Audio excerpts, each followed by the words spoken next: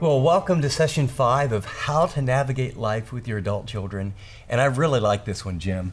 The principle on this one is they will never know how far the town is if you carry them on your back. And I'm thinking that you're really going to talk about this.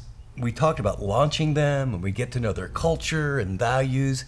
And now it's like, are you really helping them or are you enabling them? And you shared a great story that I think really pictures this. Share that with us. And it's actually the failure to launch story in some ways, because I think if we are enabling them, we're not going to help them launch. Right. So this is Sean. Okay. And I had just met Sean. He walked in to my office, and I have a couch. It's not that big of a couch, but Sean is on one side and his mom and dad are on the other. And they said, we have a problem with Sean.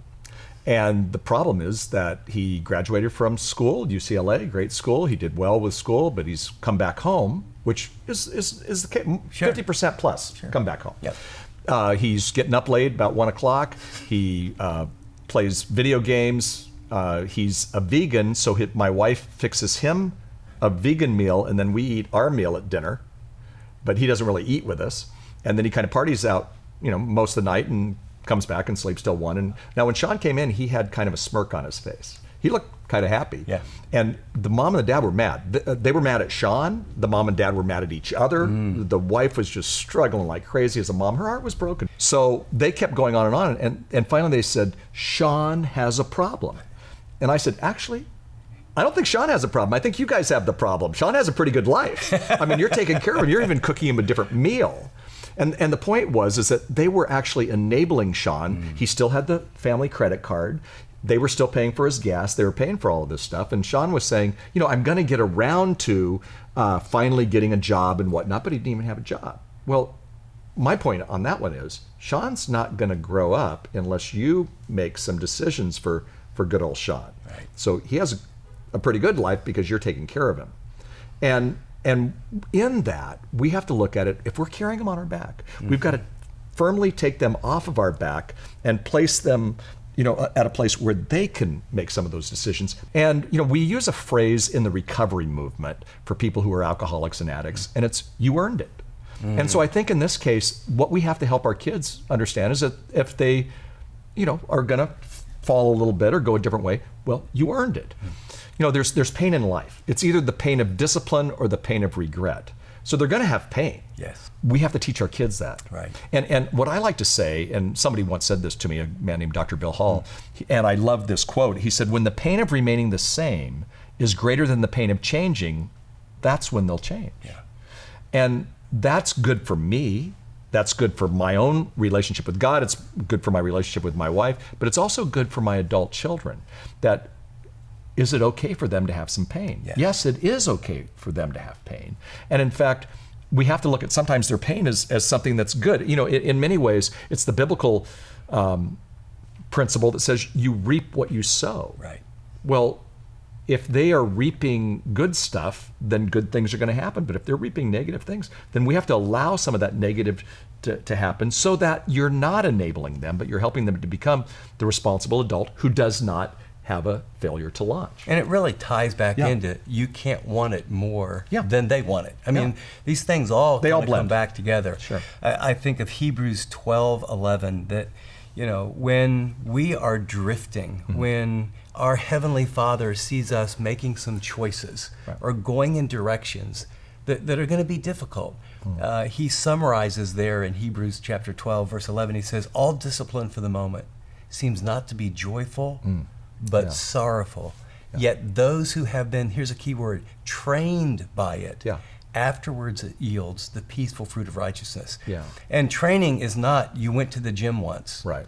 You get into a pattern. Training isn't talking to your kids and saying, you really need to get out there and get a job. You need to get up earlier. You need to do this. You need to do that. And it is different. We have a different relationship with our adult children if they live outside of the house or if they live inside of the house.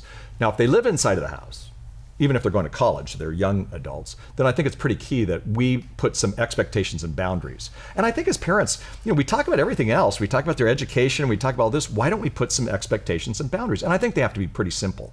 But if we do have those, expectations and boundaries, they at least have a roadmap. And I think they're simple things.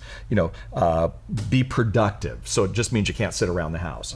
Honor our moral code when you're in the house. Now, again, you can't follow your kids all around. We'd like to sometimes, but you can't.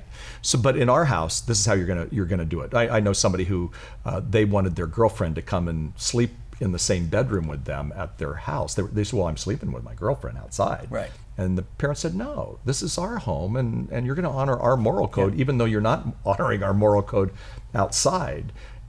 I buy that. Way to go, parents on that. I think also they have to be financially responsible. If they don't, okay, that's fine, but it's time for them to move on. See, and then you give them even more than the passport to adulthood, you give them the passport to financial responsibility. But if they don't have boundaries and expectations, the mistake we make is that we make it mushy or we don't talk about it. Here, it's a simple plan. That's the plan that we give them, a simple plan that helps them follow that roadmap so that they can become responsible. And so could we sort of close this time and have you as our expert address some couples who are, one is saying, oh, he'll end up homeless. We have to keep paying for this or doing that. Right. And another going, how long are we going to live in this? And it's ruining our home. Right. What do you say to that couple? Well, for one thing, I would say to the couple that they're not alone, because just like you and Teresa, that was Jim and Kathy, that's so many of our people. When we talk about the issues ahead of time, it's easier for us to follow through. It's hard. I remember when our kids were little and, they would grind on us and finally we're tired and, we're stressed and we go, okay, yeah, having, 20 cookies. We don't care. We're just tired. If you'll just be quiet about it. That was not a good decision, obviously, because then the sugar high would kick in. But it's the same with adult children. Yeah. We have to get on the same page. You don't get on the same page in the heat of the moment. You get on the same page before, when you set up some of those boundaries and expectations. But I think people support what they help create. So not only is it that you and your spouse are creating it, but you're also bringing your adult child into it and saying, let's create a plan that's going to work. And at the same time, if we have to create an exit plan, we're going to create an exit plan that'll work. When you do that, that gets you closer together. But you're still going to have to live with the fact that sometimes, at least the way we parented, Kathy and I, we're going to have to agree to disagree because she was going to go in this direction and I was going to go in this direction. We realized that our differences, when we embrace them, we made a pretty good team. Teresa and I am so glad they didn't have me as a parent, and I'm so glad they didn't just have her. Exactly. We had a lot of arguments and a lot of come to Jesus meetings with one another, but this is super helpful. Yeah, it's really good. Well, as you listen to Jim and I with the kind of normal issues we've had, here's what I'd want to recommend is come up with a plan. First, identify what is the problem in your home. What are the real issues that are surfacing? Second is get on the same page, not just as a couple or especially as a single parent, you might need some outside help, but get your adult child and sit down together, not during an argument, but at a time when you can really say, we need to resolve this. And the final thing I would say is sometimes a great book really helps, but Jim, some people need some help on the outside. Right. And the only way you do that is you go to a good Christian counselor. Some of these things are heavy and difficult, or the pastor of your church, or an older couple that you trust. Because if you had figured it out and it was running smoothly, then you wouldn't need the help. But what I found, and Teresa and I many times realized, you know what, this is one of those where we need to get some outside help to help us first, and then help us deal with this issue with one of our adult children. So dig into those questions, ask God what the next step is, and then follow it.